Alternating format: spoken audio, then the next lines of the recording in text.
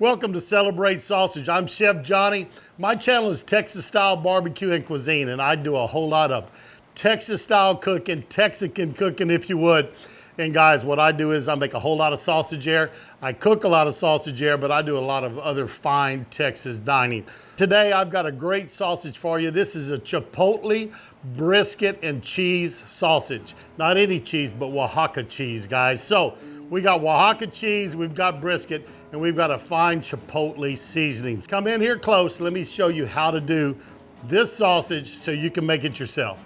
This brisket is just your general packer brisket. My son picked it up at HEB for me, which is our local grocery store down here in Texas. Let me get this out of here. Try not to get that purge all over the counter, but there's a good looking brisket. Let's get this bag out of the way. A brisket is naturally, if you get an untrimmed one, be about 80-20, lean to fat. So we need to add a little bit more fat to this. So what I'm gonna do today is, guys, is I have some trimmings off of an Akushi brisket. I just got in from West Texas, trimmed it up and cooked it. And we're gonna use the trimmings from it for this sausage. So we're gonna have some high dollar fat in here with our brisket. But as you can see, just cutting it into strips, and then I'll take these strips, cut those down for my grinding. Let me get all this brisket cut up, and then we'll show you how we get it ground up, and I'll show you my grinder I use. So we'll get right back with you. There you have it. My meat is all chunked up. Guys, I'm gonna stick this in the freezer, let it harden up a little bit. Don't want it all the way hard, but it doesn't hurt for it to be a little bit firmer and cold, right? We want to keep this meat cold through the whole process. So let me get this in the freezer, get back with you. I'll show you how I set up my grinder. Here's my grinder. As you can see, this is cold, guys. I'm gonna get in close, let you see what plate we use right here. I do not like a real fine sausage. Now, if I'm making hot dogs or something like that, you'll see me grind it up fine and go through the small plate. What I do is I use the large plate, usually run it through it twice, sometimes just once. But I like to have this coarser plate on there. I like a little bite, a little texture to my sausage. That's just the way I like it. Don't know if it's right or not, but that is the way I do it. So we have the worm gear in, then we have our blade facing out toward the plate, but I wanted y'all to see this plate. Let's get it into the grinder. I think you can see this thing is frosting up. It has been in the freezer. Hope I don't have it locked up from ice in there, right? So there we go. My meat's in the freezer, guys. My tray that we're gonna catch the meat in is in the freezer. We want to keep everything cold as we can. All right, head's locked on good. Had my catch in the freezer. You kind of get the idea, we got a theme going here. Let me move this over a little bit. I'll get my catch tray and we'll get that meat over here and we'll start grinding it up. Here we go, guys. I've got my meat out of the freezer. It's firmed up a little bit colder. If you keep everything cold, you're gonna find out you don't start rendering out your fat. Just the heat from your hands will do that. Don't want that done. So let's turn on our grinder. This meat grinder is pretty quiet. I do like that about it. But we're gonna start dropping our meat in here. Oh, and also got some cheese going in here. Guys, this isn't your typical cheese. It's not high heat. Sometimes I don't use high heat because if you use regular cheese, one thing it does do is it melts and kind of goes through your meat. You don't see the pretty chunks, but you do get that flavor all the way through your sausage. Today, I got a Oaxaca cheese. It's a meltable cheese that they use for like queso flameando and things like that, where it kind of stays together when it melts, gets kind of glumpy, and they use it to put in tortillas and eat, right? Let me get some fat in there so I did put a little oil on my worm gear to start out with. And what I'm gonna do is, you'll see me doing this, I'm just gonna mix this in as we go so it will grind up our cheese as it's getting everything else in there. Kind of see this rope is, put it down here, is kind of this cheese is kind of in a rope is what I'm trying to say. And they just roll it up inside the packages. Very, very good cheese.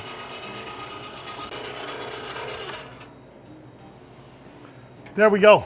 it's off. I'm gonna put this back in the freezer, let it get cold again. We're gonna get the mixer, show you how we get it mixed up. I did not stick it in the freezer. Freezer was full. I got a big mixer. 10 pounds you could do by hand or have a small, I do have a smaller hand crank, but I'm gonna use the one that hooks onto here. So this is gonna go back in the freezer. This is going in. We'll mix our spices in then and let you see that. Well, here's the mixer. It will mix up to 50 pounds, guys, so 10 pounds is not gonna be a whole lot in here. But we do have, it's about 9 1/3 is what that brisket was, 9 1/3 pounds, and then I've got a pound of Akushi fat, so that throws us slightly over 10, and I've got 20 ounces of cheese. Normally I do a pound per 10 pounds, but those packages were 10 ounces a piece, so I just put both of them in there. And we're gonna see how it turns out. Like I said, it's the first time I've made this sausage, but I love this seasoning I'm putting in here. This is the Chipotle from Bearded Butchers. A friend of mine gave it to me, really liked it, and when I tasted it, I thought, ooh, that'll make a good sausage. I did that before with South Texas Red from Uncle Steve's Shake, makes a great sausage. I've got a video on that on my channel. But if you've got a barbecue spice you like, chances are it will make a good sausage. I bet you this does. So let's get our meat in here, hook these two up, and then we're gonna get this mixed up through the grinder one more time, and then we'll stuff it. Here goes our meat and our cheese, 10 pounds. It's in. Remember this, guys, when you add your seasoning. You can always add, you cannot take out. So what I'm gonna start with is I'm gonna start with 12 tablespoons. I don't think that's gonna overpower it. We're gonna taste it. I'll fry up a little patty, see how I like it, see if I need to adjust it. It could come back in and need a little salt or something like that. But we're gonna add 3 quarter cups, which will be 12 tablespoons, if I got my math right. So a quarter cup is 4 tablespoons. Just gonna mix it around. Let's turn this on.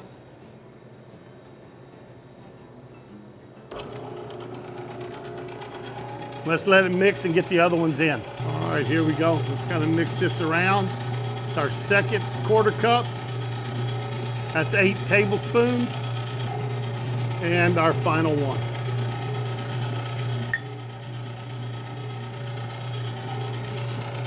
There we go. Gonna get a patty out, put it on the stove, cook it up, check our seasonings. If it's right, we're gonna run it through the grinder one more time, and then we're gonna stuff it. Well, we cooked up that sausage patty, and it was fantastic. I'll show you a little picture of it frying on the stove over there, but 12 tablespoons was just right. Good seasoning. You get that Chipotle is coming through. Nice amount of salt. Doesn't think either one of those are overpowering, but I'm liking it. We've mixed our meat well. It's gonna get a little more mixing when it grinds again, but you want to have your meat where it's kind of sticky. So if you pick it up and you kind of open up your hand, you want it to get it where it wants to stick to your hand, or if you pick it up and pull it, it kind of stays together and wants to. This one needs to mix just a little bit more, so I'm gonna turn it on, let it mix a little more. We're gonna work on having those proteins, right? Extrusion of the proteins, get those going, and then we're gonna grind it again and get it in the stuffer. We're gonna start running this back through there again. And guys, if you wanted to, you could have left the cheese to the last one, leave you a little bigger pieces, a little bigger chunks in there. I kind of jumped the gun, wish I would have, but that's all right. It's still gonna be in there. We're still gonna get that gooiness from it that you get from Oaxaca cheese. But anyways, let's get this going and see if we can run it through the grinder one more time. And again, it's still on coarse plate.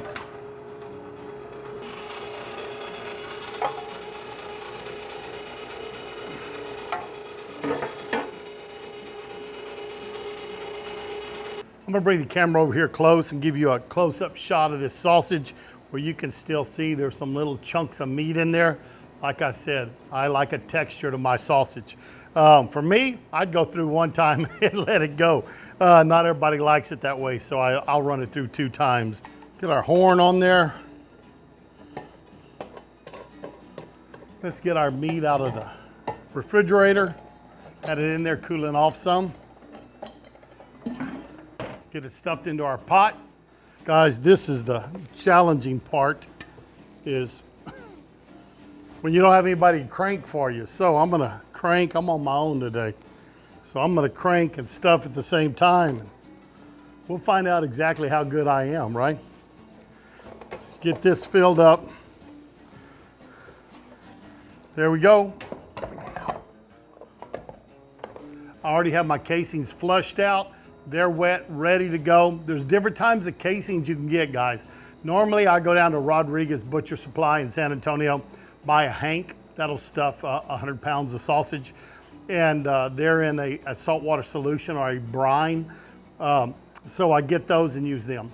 For this exercise, or if you're doing it at home, small amounts, your local grocery store a lot of times has casings available. You get them on Amazon, you get them at your local grocery store, and all you have to do is rehydrate them, rinse the salt off of them, and once they're soft and pliable, start stuffing. So anyways, let's get those, let's get them over here, and we'll get going.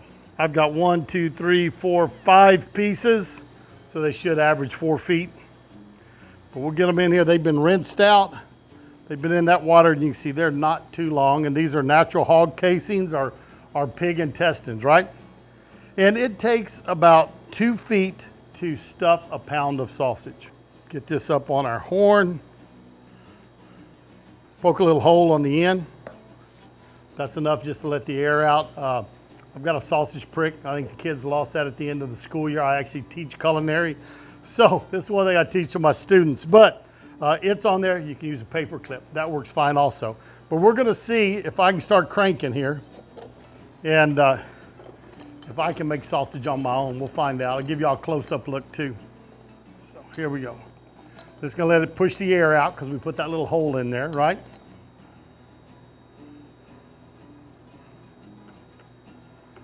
And you want to fill it full, not full enough to break it, but at the same time, you don't want it all kind of baggy in there either, right? You want a nice firm sausage.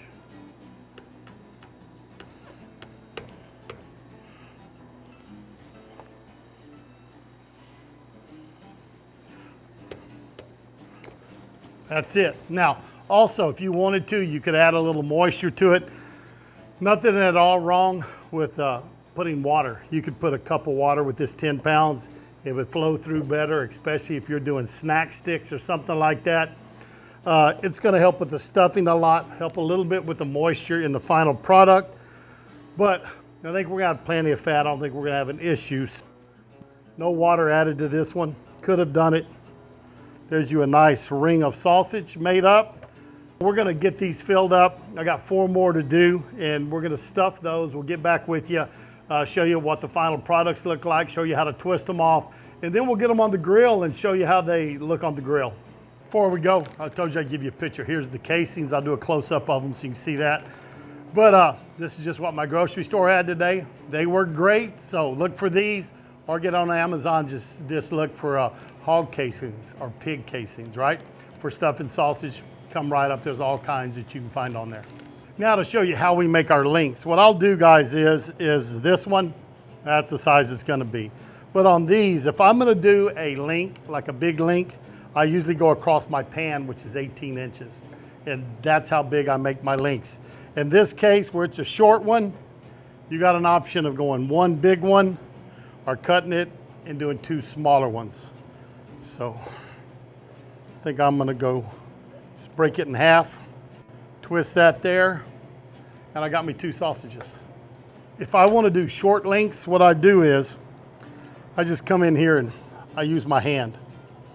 I got a pretty big hand, so about that big, so I know it's there. Then my next pinch is there, and I'm gonna twist it forward. Then again, I'm gonna take one hand, mark it, one hand, mark it, and this time I'll twist backwards, okay?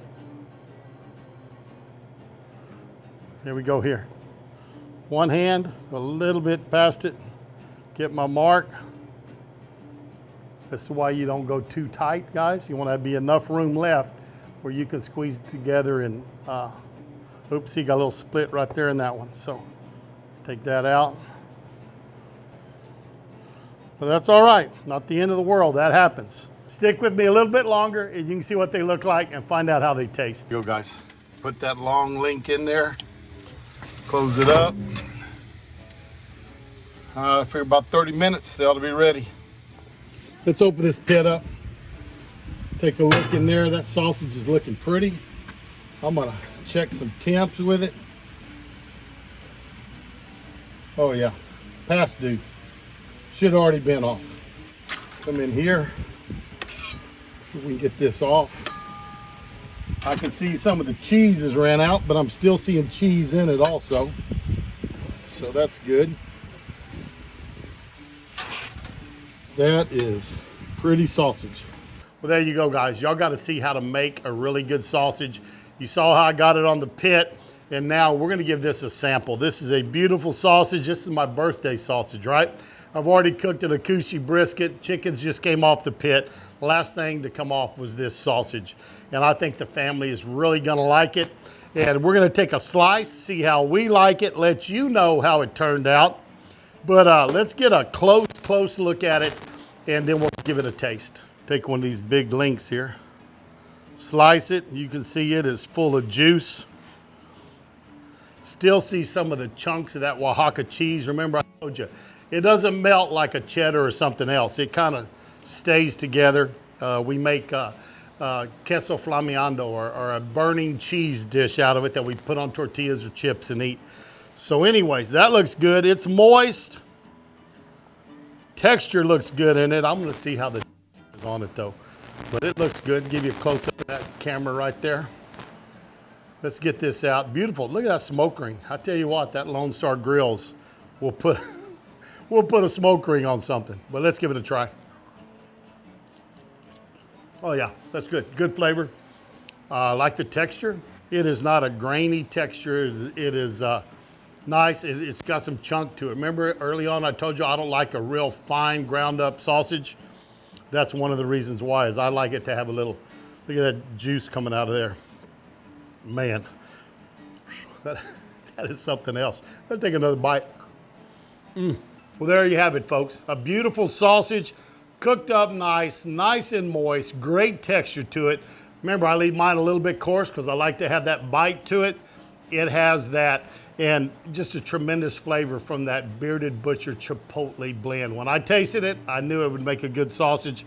The Oaxaca cheese was a nice addition also. But hey, hope you enjoyed it. Thanks for stopping by Celebrate Sausage.